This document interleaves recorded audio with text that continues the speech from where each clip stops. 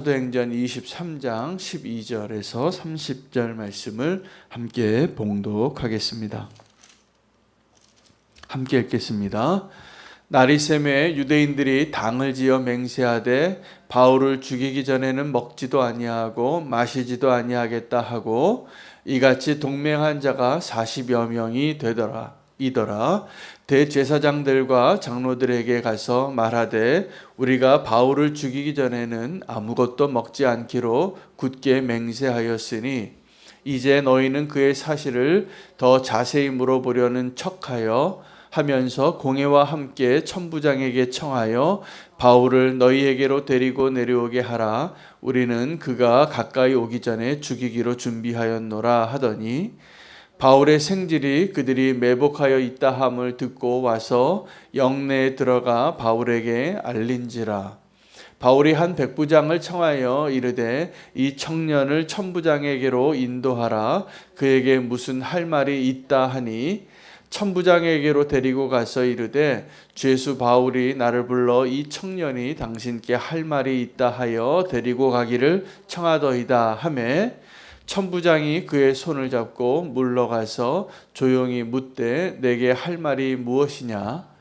대답하되 유대인들이 공모하기를 그들이 바울에 대하여 더 자세한 것을 묻기 위함이라 하고 내일 그를 데리고 공회로 내려오기를 당신께 청하자 하였으니 당신은 그들의 청함을 따르지 마옵소서. 그들 중에서 바울을 죽이기 전에는 먹지도 않고 마시지도 않기로 맹세한 자 40여 명이 그를 죽이려고 숨어서 지금 다 준비하고 당신의 허락만 기다리나이다 하니 이에 천부장이 청년을 보내며 경계하되 이 일을 내게 알렸다고 아무에게도 이르지 말라 하고 백부장 둘을 불러 이르되 밤 제3시에 가이사랴까지 갈 보병 200명과 기병 70명과 창병 200명을 준비하라 하고 또 바울을 태워 총독 벨릭스에게로 무사히 보내기 위하여 짐승을 준비하라 명하며 또 이 아래와 같이 편지하니 일러스되 글라우디오 루시아는 총독 벨릭스 각하에게 문안하나이다. 이 사람이 유대인들에게 잡혀 죽게 된 것을 내가 로마 사람인 줄 들어 알고 군대를 거느리고 가서 구원하였다가 유대인들이 무슨 일로 그를 고발하는지 알고자 하여 그들이 공회로 데리고 내려갔더니 고발하는 것이 그들의 율법 문제에 관한 것뿐이요 한 가지도 죽이거나 결박할 사유가 없음을 발견하였나이다. 그러나 이 사람을 해하려는 관계가 있다고 누가 내게 알려주기로 곧 당신께로 보내며 또 고발하는 사람들도 당신 앞에서 그에 대하여 말하라 하였나이다 하였더라. 아멘. 하나님의 말씀입니다. 오늘 바울은 큰 위기에 처하게 됐습니다. 바울이 알지 못하는 가운데 바울을 죽이기 전에는 먹지도 않고 마시지도 아니하기로 결단한 사람들 40명이 있다라는 사실이 기록이 되어져 있기 때문입니다.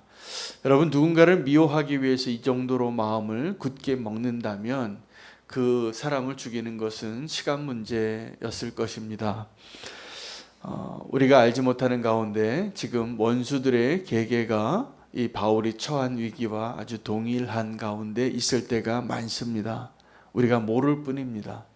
그래서 편안하게 발 뻗고 자고 또 내일 우리는 아주 중요하지도 않은 사소한 일들에 마음을 쓰면서 살아갈 텐데 우리에게 정말 소중한 것을 지키기 위하여 그 원수들의 음모를 반드시 알아야 합니다. 함정이 있다는 것이죠.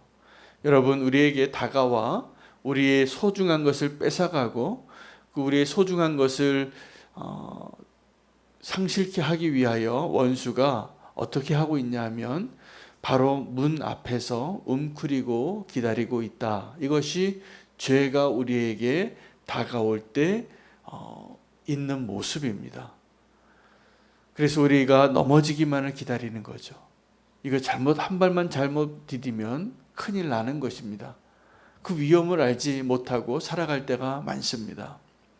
저는 선교지에 가서 짧은 기간 있으면서도 죽을 고비를 한 2번은 넘긴 것 같습니다. 정말 죽을 뻔했습니다. 한 번은 비행기를 탔는데 원래 예정된 비행기가 연장돼서 그 다음날 비행기를 타게 됐습니다. 그런데 원래 우리가 타기로 했던 비행기가 폭발했어요. 그 비행기 폭발해서 되게 큰 사고가 있었습니다. 미국에서. 정말 저는 그때 그 기도 편지를 쓰면서 내가 이제부터 남은 인생은 그냥 거저받은 인생 이렇게 생각하고 살았습니다. 정말 죽을 뻔한 것이죠. 여러분, 오늘 제가 기도하려고 하는데 어제도 우리 교우 중에 한 분이 교통사고를 당하셨어요. 그리고 지난번에도 지난 몇 주 전에도 또 한 성도님이 또 교통사고를 당하셔서 다행히 차는 많이 망가졌는데 성도님들은 그래도 생명을 건지고 지금 일상을 살고 계세요. 이거 은혜입니다. 사실은 우리가 잠깐만 한눈을 팔면 하나님이 보호해 주시지 않으면 얼마든지 우리는 큰 위험과 돌이킬 수 없는 재앙을 만날 수 있는 그런 위기 가운데 풍랑이 있는 바다를 지나고 있는 것이지요. 근데 우리가 그 하나님의 은혜에 대해서는 별로 관심 갖고 감사하지 않고 이렇게 말합니다. 우연이라고. 나에게 정말 위기가 다가오는데 그 위기를 하나님이 지켜주시고 보호해 주시고 천사를 보내주셨는데 우리는 그것을 알지 못하고 감사하지 못하고 그렇게 하나님이 지켜주시고 보호해 주신 것을 알고도 우리는 감사하기보다는 우연으로 돌릴 때가 많습니다. 절대로 그렇지 않습니다. 오늘 우리가 사는 것 자체가 기적입니다. 만약에 우리가 분별하여 조심하고 안전띠 매고 아무리 조심해도 우리의 연약함과 원수들의 그 악함 때문에 우리가 겪어야 할 모든 재앙을 생각하면 죽을 확률이 99.999%일 겁니다. 근데 지금 우리가 살아있잖아요. 그 모든 위기를 피하고 마치 모든 재앙이 비 가운데 비처럼 내리는데 우리가 막 빛 사이를 막 가는 것처럼 하나님께서 우리를 인도하고 계시는 거예요. 감사해야 합니다. 정말 감사할 게 많습니다. 하나님 우리를 구원을 베푸실 때 오늘 바울이 자기를 죽이려고 작정한 40명, 여러분 한 사람만 악한 감정을 품어도요 그 한 사람의 화살을 피하기는 게 그렇게 어렵더라고요. 10사람이 도와도 그 화살을 못 피하더라고요. 내가 어떤 사람을 해코지하려고 마음을 작정한 사람이 있으면 여러분 그 사람 감당이 안 됩니다. 10명이 그 사람을 못 막아요. 100명이 못 막아요. 그런데 지금 바울 한 사람 죽이려고 죽기 살기로 작정한 사람이 40명이 있었다는 거예요. 피하기 어렵습니다. 여러분 그 40명이 음모를 작당하고 이 천부장에게 공회로 한 번만 더 그 사람을 불러라. 그러면 이 공회에 나오기 전에 우리가 해결하겠다. 그 음모를 다 짜놓은 것을 하나님이 어떻게 도우시냐 하면 첫째는 바울의 조카가 그 소식을 들어요. 바울은 모르고 있는데. 여러분 룻기에서도 그런 일이 일어나지 않습니까? 그 왕을 도왔던 그 일을 그날 밤에 하만이 계계를 다 짜놨는데 나무를 매달고 그날 밤에 왕이 옛날 잠이 오지 않아서 옛날 왕의 기록들을 역사들을 읽다가 그날 나를 살려주었던 음모에서 나를 살려주었던 그 사람 모르드게를 내가 뭘 해줬냐고 묻게 하시는 우연 같지만 절대로 우연이 아닙니다. 요나가 니느웨로 가야 하는데 반대 방향으로 갔을 때 물고기를 하나님이 예비하신 거예요. 그 요나서에는요 하나님께서 이 한 사람 요나를 돌이키기 위하여 하나님이 준비하신 것이 너무 많아요. 다시스로 가니까 풍랑을 준비하시고 물고기를 준비하시고 박넝쿨을 준비하시고 동풍을 준비하시고 좋은 거 나쁜 거 다 하나님이 준비하셔서 발걸음을 이렇게 우리가 운전할 때 보면 저희 가족이 저에게 불만을 해요. 제가 운전을 할 때 왜 이렇게 핸들을 자꾸 흔드냐요.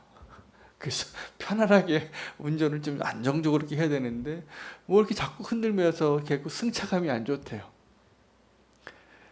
그런데요, 하나님이 저와 여러분의 인생을 이렇게 운전대를 잡고 계시는 거예요. 오른쪽으로 갈까 왼쪽으로 갈까 우리가 운전하는 것 같지만 사실 우리가 그 길을 온전히 가는 것, 사고 없이 목적지까지 도달하는 것 주님의 은혜입니다. 오늘 그거 감사하시기를 축복합니다. 제가 어제는 한 성도님을 신방했는데 너무 힘들어 하시고 계셨어요. 마음이 무너지고 힘든데, 그런데 믿음을 붙잡으시더라고요. 그래서 제가 부탁을 했어요. 그 믿음이 다시 회복되길 원하시냐고. 원하신대요. 그러면 오늘부터 감사하기로 결단해 보시라. 그래서 그걸 순종하시더라고요. 여러분, 그러면 삽니다. 우리가 감사하기로 결단하면. 근데 우리가 내 문제에 우리의 시선을 고정하면요, 거기서 헤어나오기가 어려워요. 다 불평이고 다 죽겠다고 말할 것밖에 없어요. 다 두려워요. 근데 우리가 하나님 바라보고 걸을 수 있다라는 거, 이거는 정말 은혜입니다. 원수는 지금도 우리를 삼키려고, 쓰러뜨리려고 틈만 조금 보이면 그 기회를 절대로 놓치지 않는 자가 원수예요. 사단이 우리가 방심한 틈에, 우리가 눈 한 번만 잠깐 다른 것을 한눈을 팔잖아요. 그러면 간음한 다윗이 되는 거예요. 다윗이 한눈 한 번 잘못 팔았다가 정말 치명상을 입습니다. 죽어 마땅한 자가 돼요. 하나님의 영광을 그렇게 목출할 수가 없어요. 왜 그렇게 됐다고요? 그냥 전쟁 중인데 왕이 싸움터에 있지 않기 때문에 한가롭게 그 옥상을 거닐다가 그 목욕하는 여자가 눈에 들어오는 거예요. 그 원수가요, 그 기회를 안 놓치는 거예요. 음욕이 그냥 물밀듯이 밀려오니까 그렇게 경건한 하나님의 사람이 쓰러지는 거 순식간입니다. 여러분, 우리가 지금 하나님 앞에 설 수 있는 것은 정말 하나님의 은혜잖아요. 그렇죠? 우리가 하나님의 은혜로 지금 서 있는 것을 감사해야 합니다. 지금 바울이 위기 가운데 있어요. 그 40명이 작정해서 한 사람 죽이려고 하는데 그거 어렵겠습니까? 얼마든지 죽이죠. 근데 하나님이 그를 건지실 방법을 가지고 그를 건져내시는데, 어떻게 마치 우연히, 이게 우연인 것 같지만 하나님의 도우심이지 절대로 우연이 아닙니다. 정말 바울의 친척이 그걸 듣게 된 거예요. 이 음모를 알리죠. 그 백부장에게 알렸더니, 바울에게 알렸더니 바울이 백부장에게 부탁해요. 자기 옆에 있는 백부장에게. 이 이야기를 당신 권한으로 이거 나를 건질 수가 없으니까 천부장에게 좀 알리라. 그리고 그 천부장이 이 바울과 함께, 당신은 어떻게 로마 시민권을 가졌습니까? 난 돈 많이 주고 샀습니다. 그리고 이 공회에 가서 그들이 논쟁하는 걸 보니까 이 사람은 죄가 없는 걸 알았어요. 그래서 이 천부장이 또 바울을 돕는 것이죠. 벨릭스에게 보내는데 어마어마한 군대를 준비합니다. 보병 200명과 또 활 쏘는 사람, 정규 부대가 이 한 사람 보호하기 위해서 움직인다는 건 상식적인 일이 아니에요. 하나님이 도우시는 거죠. 이 사람을 통해서, 이 천부장. 하나님께서 그 도우심을 통하여 이 바울이 건짐을 받습니다. 여러분, 지금도 하나님은 우리를 그렇게 은밀하게 도우십니다. 우리는요, 이 하나님의 도우심을, 하나님의 역사하심을 더 이상 우연이라고 말하면 안 됩니다. 살아계신 하나님 우리를 주목하고 계시다는 것을 알아야 합니다. 그러면 이제 우리는 믿음으로 살아야 합니다. 여러분, 진짜 위기는 내 눈에 커 보이는 원수나 내 눈에 커 보이는 문제나 나 어떻게 살지, 이렇게 문제가 커 보이는 것이 진짜 위기가 아니라 보이지 않는 하나님이 느껴지지 않는 게 위기예요.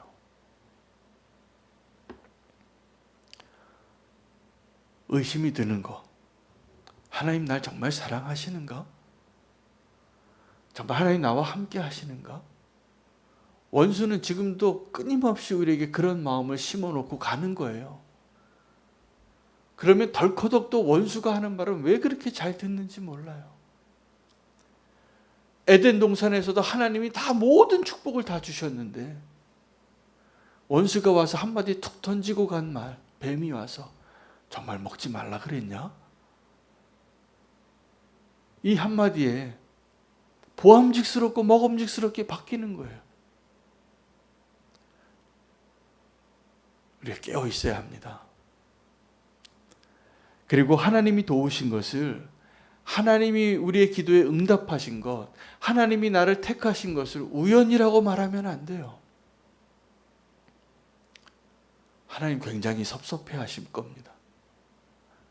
하나님을 섭섭하게 하지 마세요. 하나님 우리를 도우시고 우리의 기도에 응답하시도록 엄청난 대가를 지불하셨는데, 여러분, 예수님이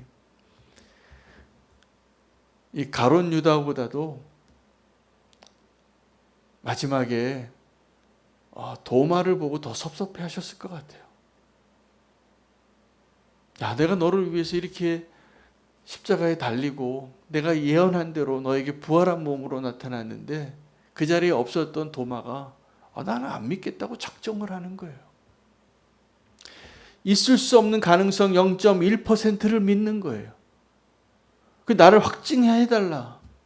여러분, 하나님의 사람들이 하나님의 뜻을 부르고 내가 너를 택했다. 너는 이제 큰 용사다. 너는 이제 이 민족을 저 애굽에서 건져내라. 이런 놀라운 사명을 줄 때마다 난 못한다고. 그렇게 하나님의 부르심을 부인하는 거예요. 하나님을 우리가 섭섭하게 해드리지 않는 믿음으로 오늘 서기를 원합니다. 더 이상 우연이라고 말하면 안 돼요. 하나님이 나를 택하셨고 하나님 내 기도에 응답하고 계시는 것을 보고 있는데 그 사람만 안 믿어요.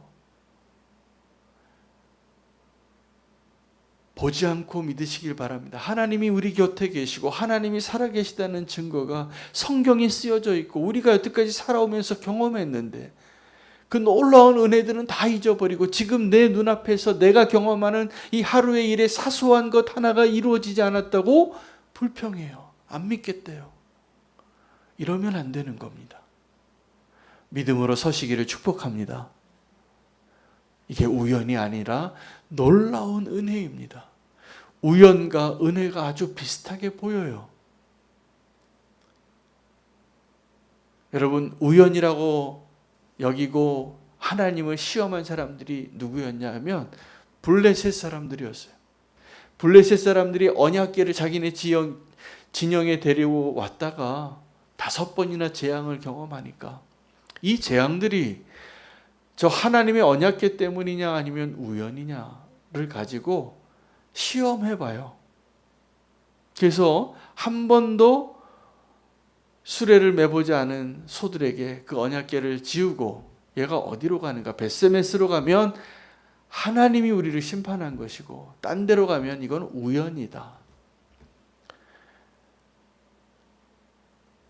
하나님 어떻게 응답하셨습니까? 그 소들이요 벳세메스로 가는 거예요. 이방인들은 그것이 우연일까 아닐까? 하나님을 시험해도 괜찮지만 우리는 그러면 안 되잖아요. 유다는 그러면 안 되잖아요.